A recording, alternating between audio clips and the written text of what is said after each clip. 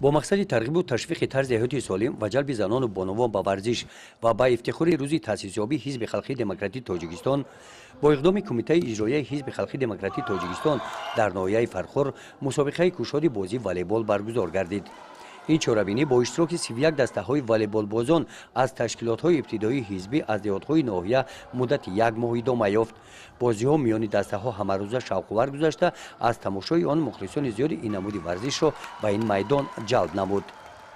جریان برگزاری مسابقه ها نشان داد واضح مجلا کرد که بانوان با این نمود بازی والیبال خیلی رغبت و شوق زیاد دارند و این نکته را در جریان بازی ها بر اعلا میتوان مشاهده کرد که همزمان رابطه های دوستی تحکیم یابند و تشکل طرز حیاتی سالم عمومی گردانی ورزش نیز یک قدم سازنده در این جاده عنوان می شود.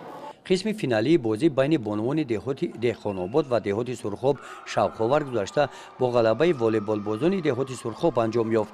در جنبش غالبان با توفیق‌های کمیته اجرایی حزب خلقی دموکراتی تاجیکستان قدردانی گردیدند.